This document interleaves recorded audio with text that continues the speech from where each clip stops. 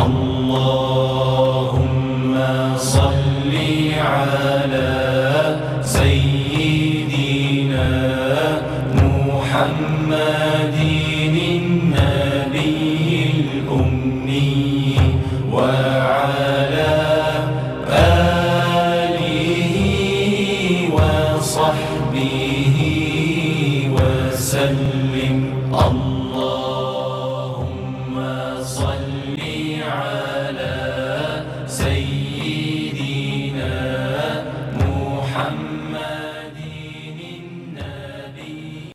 بسم الله الرحمن الرحيم والصلاة والسلام على رسول الله سيدنا وحبيبنا ومولانا محمد وعلى آله وصحبه وسلم تسليما كثيرا. Chers amis téléspectateurs, frères et sœurs en islam, bonsoir. On continue toujours avec notre émission. Mais ce soir, on va parler de leadership. Pourquoi leadership? Parce que c'est la maladie aujourd'hui et virus qui tue la communauté africaine de la diaspora. Pourquoi leadership? Parce que même dans la Bible et la Torah, aussi même dans le Coran, Dieu a parlé de leadership et les messagers ont parlé aussi de leadership. Alors, qui sont les leaders?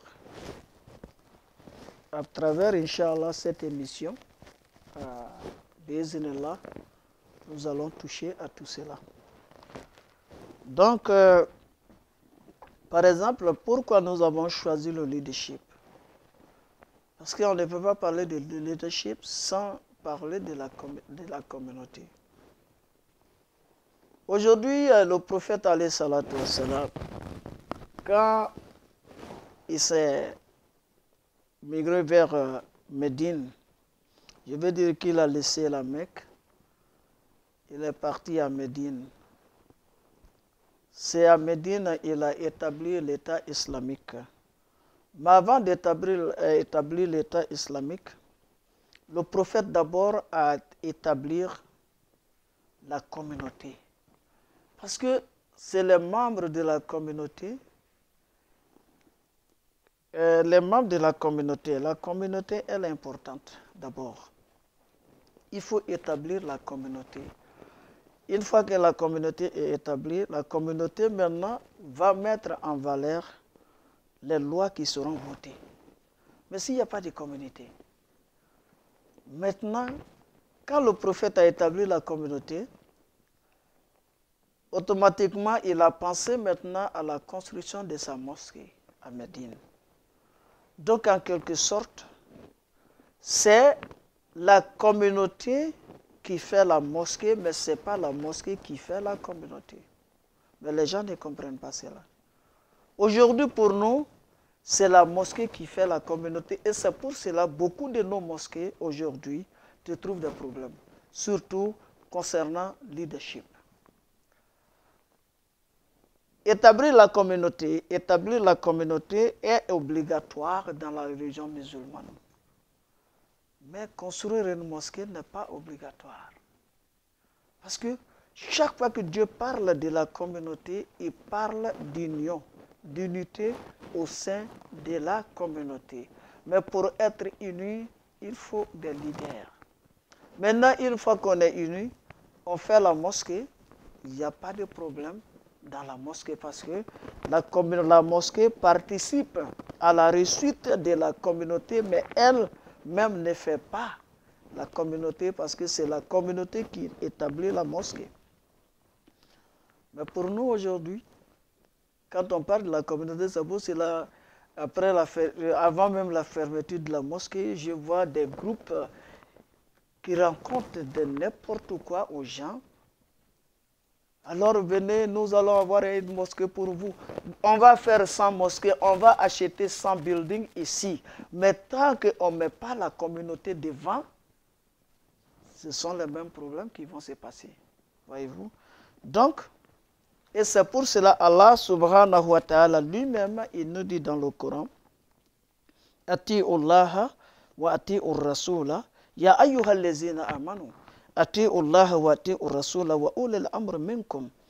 Il nous dit dans le chapitre 4, verset 59. Ô vous qui avez cru, obéissez à Dieu, obéissez aux messagers et à ceux d'entre vous qui détiennent le pouvoir. Ça veut dire le leadership. Donc, le thème ce soir, c'est le devoir d'obéir à ceux qui détiennent l'autorité. Donc, Allah subhanahu wa ta'ala nous dit dans ces versets,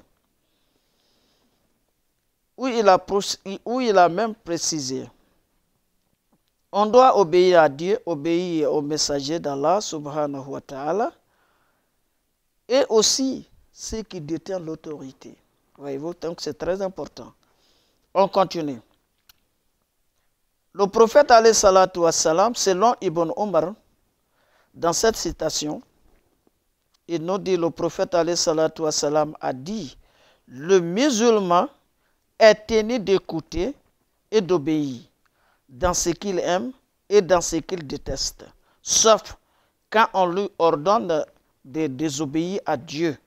Mais tant que ton leader ne dit pas de désobéir à Dieu, il faut l'écouter, même s'il dit quelque chose que toi-même tu ne veux pas entendre. Le prophète nous dit ici, sallallahu alayhi wa sallam, qu'il faut l'écouter. Dans ce que tu aimes, il faut l'obéir dans ce que tu aimes et dans ce qu'il te déteste. Sauf quand on lui ordonne de désobéir à Dieu. Et quand on lui ordonne de désobéir à Dieu, il ne doit ni écouter, ni obéir. Voyez-vous, à part ça, c'est tout.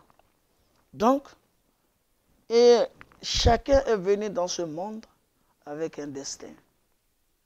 On va toucher à cela après, Inch'Allah ta'ala, si le temps nous permet. Parce que comment choisir le leader en islam? Alors, chers frères et sœurs, Allah le prophète alayhi salatu wassalam, dans cette citation nous dit, Isma'u wa ati'u wa in istu'mila alaykum abdun habashi ka'anna ra'sahu zabiba.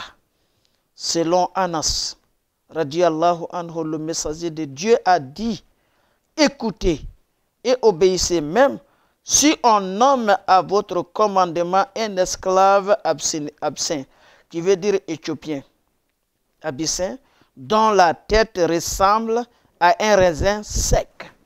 Même, voyez-vous, c'est pour vous dire que Allah subhanahu wa ta'ala, c'est par la grâce de Dieu que cet esclave éthiopien a été nommé le leader.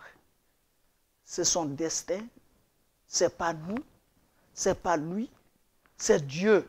Quand le moment opportun arrive, Dieu crée une situation, on choisit la personne qui va diriger la communauté. Ce n'est pas parce qu'il est le plus instruit, ou bien il est le plus beau, ou bien il est le plus grand, ou bien il a beaucoup de diplômes universitaires. Ce n'est pas ça. Que Dieu nous donne, Inch'Allah, la bonne compréhension. On continue, Inch'Allah, chers frères et sœurs, chers amis. Voyez-vous, pour choisir maintenant le leader, le prophète alayhi salatu wassalam nous dit, ceux qui se battent pour le leadership, il ne faut pas leur donner. C'est-à-dire quelqu'un qui se lève là, il va être imam forcément. Il n'est même pas encore imam, mais il s'est donné déjà le titre imam. Parce que l'imam, en quelque sorte, c'est un mot arabe. Ça veut dire le leader. Le prophète nous dit, Sayyidul Qawmi Khadimhum. Le maître du groupe et le serviteur du groupe. Donc, quand Dieu te donne le pouvoir, le leadership, Allah subhanahu wa ta'ala t'aide, voyez-vous, dans ta responsabilité. Mais quand toi-même tu cherches là, pourquoi le prophète a dit, sallallahu alayhi wa sallam, que celui qui cherche, il se bat pour le leadership, il ne faut pas lui donner parce que peut-être que lui, il a intérêt certain qu'il vise. Parce que pour beaucoup d'entre nous aujourd'hui, la mosquée, c'est business. Et c'est pour cela qu'à chaque fois qu'il y a quelque chose, ils disent quoi? Ils ont mangé. C'est là. Et ils sont dedans parce que pour eux, la mosquée, c'est business. Donc, s'ils n'arrivent pas à voir ce qu'ils demandent là, ils sont fâchés. Ah, ils ont mangé parce qu'il ne se fait plus confiance lui-même. Pourquoi faire confiance aux autres? Donc, c'est Dieu lui-même qui choisit les leaders. Un jour, le prophète avec un de ses compagnons, il a nommé des gens gouverneurs. Et puis le monsieur à côté, il lui dit, Ya Rasulallah, mais il faut nous confier aussi une responsabilité. Hein? Tu viens de nommer combien de personnes, gouverneurs. Et moi alors, le prophète lui a dit, même si je pensais à te confier une responsabilité, un poste, mais le fait que le mot est sorti de ta bouche, tu ne le mérites plus. Voyez-vous? Tu ne le mérites plus. Pourquoi? Parce que peut-être que toi, tu as un intérêt certain, tu vises un intérêt. Donc, ce que je dirais aux frères musulmans et à la grande communauté, parce que quand on dit leader, ce n'est pas l'imam seulement. Il y a les leaders civiques. Le maire de New York, il est leader. Dieu a dit obéissez. Les sénateurs, ce sont des leaders. Tu ne peux pas partir en guerre contre cela. Le maire aujourd'hui ne veut pas te ressentir à New York, tu vas rester. Ce n'est pas possible, c'est un leader. Et c'est pour cela même, si un musulman et une chrétienne se marient, qui se présentent devant le maire de la ville de New York, il a présidé le mariage. Le mariage est valable. Parce qu'il est parmi les leaders où Dieu a cité dans le Coran, obéissez à ceux qui détiennent le pouvoir. Ceux qui détiennent le pouvoir. Donc, le leadership, c'est ça. Donc, on n'a qu'à arrêter de se quereller entre nous, les problèmes personnels. Tu as quelque chose contre le leader lui-même, ça c'est autre chose. Donc, on met ça de côté et on pense aux intérêts de la communauté. Je veux dire des intérêts communs. Ce n'est pas intérêt individuel. Et chaque fois qu'on donne des exemples, il y a certaines communautés qui se sentent peut-être touchées, sinon ce sont des exemples qu'on donne. Par exemple, la communauté espagnole, latino ici, tout le monde sait, si tu côtoies un peu cette communauté, tu vas trouver que les portoricains et les dominicains, le contact ne passe pas. Ça ne gomme pas. Je ne sais pas pourquoi. Mais, il ne faut pas faire des erreurs en appelant un dominicain portoricain. Non. Dire à un dominicain qu'il est portoricain, subhanallah, sa couleur va changer tout de suite. Ou bien tu dis à un portoricain qu'il est dominicain, lui aussi sa couleur va changer automatiquement. Mais tu ne me compares qu'à un dominicain. Mais quand il y a problème, ils oublient toutes les différences. Ils sortent ensemble, ils marchent ensemble. Quand on dit par exemple, il y a une marche sur l'immigration, ce n'est pas les Dominicains seulement, ni les Portoricains, on voit tous les Espagnols, tous les Latinos, y compris Mexicains, Dominicains, Portoricains, Andorras, Panamiens, Cubains. C'est là que tu ne vois pas de différence. Mais c'est après ça, quand ils rentrent chez eux, les linges sales se lavent à l'intérieur, pas dehors. C'est ce qui me plaît chez la communauté sénégalaise. Ils sont ensemble. Alors qu'ils ont des petites différences. Ils ont des petites différences entre eux là-bas. Bien sûr. Mais quand tu les vois dehors, ils sont ensemble. J'ai toujours dit ça, la chance du Sénégal. C'est quoi? C'est la réalité, c'est un exemple concret. La chance du Sénégal, c'est quoi? L'obéissance du leader. Wallahi, le Sénégalais, écoute son leader spirituel. Et c'est pour cela, ceux qui sont au pouvoir, ils sont obligés à respecter les leaders spirituels. Parce que quand ça chauffe sur eux là, ils communiquent directement et immédiatement avec les leaders spirituels. Et le leader spirituel appelle le groupe, mettez la balle à terre. Tout le monde est calme. Et c'est pour cela le Sénégalais qui est parti devant la présidence, je ne sais pas si c'est l'Assemblée, et il a versé le sang sur lui-même. Mais si c'est un autre pays, ça allait être grave. Mais les leaders religieux ont dit aux disciples, aux talibés, patientez-vous, suivez-nous, on va régler ça autrement. Mais tout le monde était calme. Voilà la chance du Sénégal. Donc, l'islam elle-même, c'est discipline. La communauté elle-même, c'est discipline. Mais chez nous, il n'y a pas de discipline. Comment tu vas voter pour quelqu'un aujourd'hui? Il faut être l'Africain pour le faire. Tu votes pour quelqu'un aujourd'hui, demain maintenant, on compte ses mauvais caractères. Mais quand tu votais pour lui aujourd'hui, là, on disait qu'il était bien, il a fait ceci, ah, c'est un homme bien, c'est un homme comme ça. Mais après, demain, là, tu es leader, non? Tu es nommé leader fini.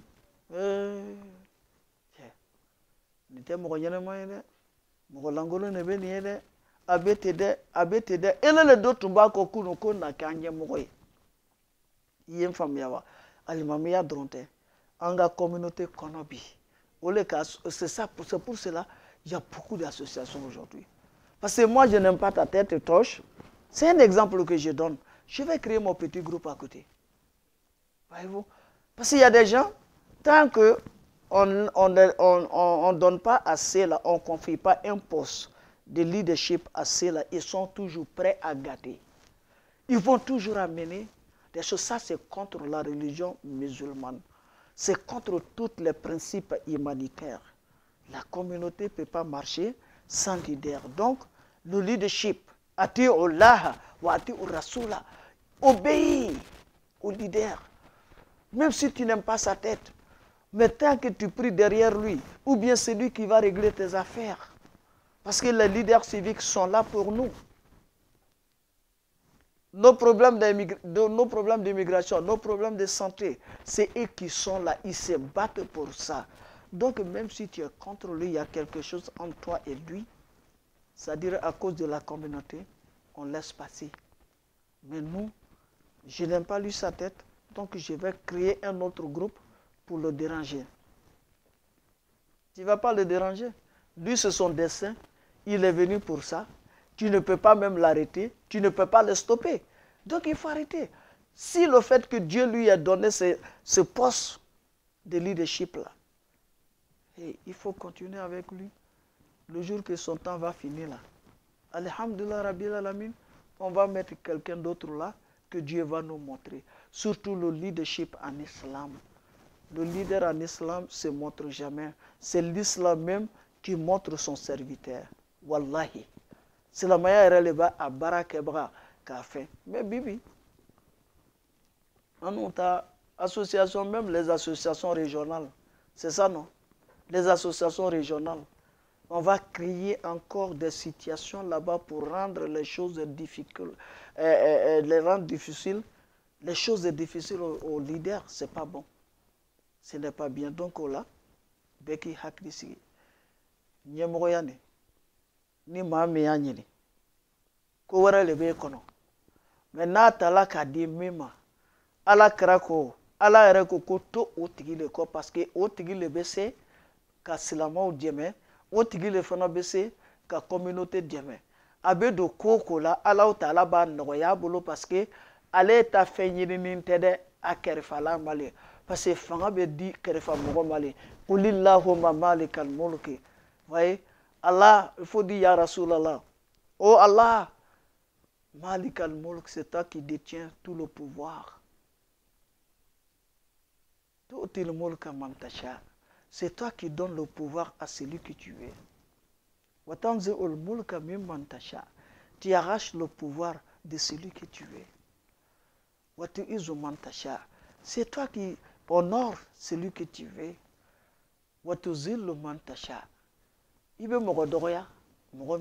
Tu vois,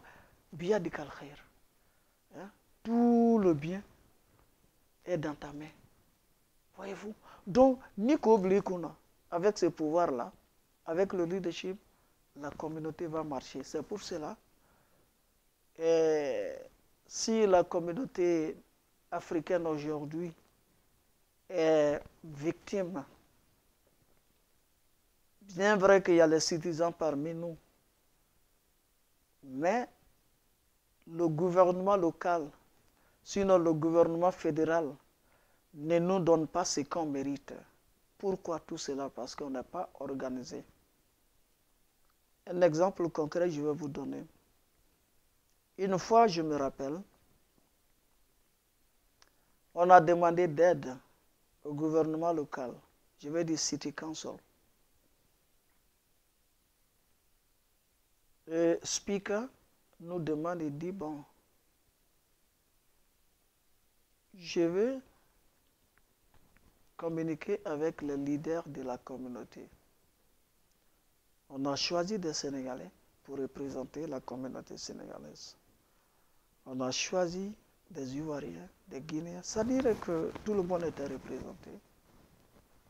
Le jour de la réunion, les membres de City Council sont là et puis le speaker lui-même, je vais dire le président même de City Council était là. On nous demande de parler. Toute personne qui prenait la parole, moi, ma communauté, voilà ce qu'on a besoin. Dans la communauté ivoirienne, voilà ce qu'on a besoin. Alors qu'on était parti là-bas en tant que communauté africaine. Mais les leaders, chacun parlait, tu vois, d'intérêt personnel, intérêt de sa communauté, mais pas intérêt commun, je vais dire intérêt de la communauté africaine ici à New York. Et les gens là, ils sont assis, mais étonnés. Finalement, j'ai intervenu. Voilà ce que j'ai dit. Je pense que les gens n'ont pas compris pourquoi nous sommes là. Nous allons arrêter la réunion aujourd'hui entre nous-mêmes, leaders de la communauté africaine. On va se consulter. On va tenir des réunions après ça maintenant. On va reconvoquer cette réunion parce que les gens ne savent pas réellement pourquoi nous sommes là. Donc, c'est ça le problème. Parce que nous, notre problème aujourd'hui, je suis leader avec mon petit groupe. Je m'en fous des autres. Je représente ces groupes. Voilà moi mon problème. Donc, leadership, c'est intérêt commun. Il faut obéir. Il faut suivre même si tu le détestes. Le prophète a dit, même un Éthiopien, ses cheveux là, tellement crépés, sont devenus comme des choses, des raisins secs là. On dit, celui-là c'est votre leader, on doit le suivre. Il faut le suivre. Donc le leadership, c'est pour cela quand le prophète lui-même, il est parti vers son Seigneur. Les musulmans, ce jour-là, ne pouvaient pas rester sans leader. On a choisi Abu Bakr, radiyallahu anhu. 2 ans après, Abu Bakr est parti vers son Seigneur. On a choisi Omar, radiyallahu anhu. Omar est parti encore vers son Seigneur. On a choisi Ousmane. Après Ousmane, Ali. Maintenant, après Ali, il a eu des problèmes entre les musulmans à cause du leadership. Jusque-là, les musulmans se battent. Les musulmans sont divisés, sont séparés à cause du leadership. Donc, le leadership est très très important. Sans le leadership, la communauté ne peut pas s'en sortir. Sans le leadership, le pays même ne peut pas partir en avant. Sans le leadership, rien ne peut marcher. Choisissons des leaders polyvalents, valables pour la communauté et la société, et comme ça, nous allons tous bénéficier. Au lieu de se battre, il faut qu'on se donne la main. Tout le monde n'est pas né pour être leader. Voyez-vous, ce n'est pas tout le monde qui mérite d'être leader. Donc, l'imam, c'est l'arabe, imam est leader. Ça veut dire amam, celui qui est toujours devant, celui qui est toujours devant. Donc, il y a les leaders civiques aussi qu'il faut les respecter. Il y a des leaders politiques aussi qu'il faut les respecter. À moins qu'on nous demande de faire des choses contre la volonté d'Allah. On nous demande de faire des choses contre la volonté d'Allah. Un leader qui te dit qu'il ne faut pas gêner, il ne faut pas l'écouter. Un leader qui vient, il nous dit, ok, aujourd'hui c'est vendredi, il n'y a pas de jurumo, allez-y forniquer, on va dire, est-ce qu'il n'est pas malade, c'est notre leader? Est-ce qu'il n'y a pas quelque chose dans sa tête? Donc c'est ça le leadership. Tant que le leader ne vous dit pas d'aller faire des choses contre la volonté d'Allah, suivez-le, écoutez-le, même si on le déteste. Parce que ce n'est pas lui-même, mais c'est le destin et le pouvoir d'Allah. Allah kani sawaba ben. Nyemoro ya kumakatia, on te nyemoro, on nyemoro jemebara de inshallah ta'ala. Donc anga faranyonga kamoro nyini, moro berebero nyini, binu be communauté fait. Communauté rebe minu fait. Koubla nyefe an fana kase kan nafa soro anga Ameriki sigila. Note ambe kase ko kofele ala ni nyemoro ya kelefe. Ala duma beke nyemoro. Tu vas dobeke kofe dobeke nyefe. Au be farajonga kamiri ya nyuma di nyoma ko bebe. Ala ka famia ko nyuma dama. Salamu alaikum wa rahmatullahi wa barakatuh. Allahumma salli ala سيدنا محمد النبي الأمي وعلى آله وصحبه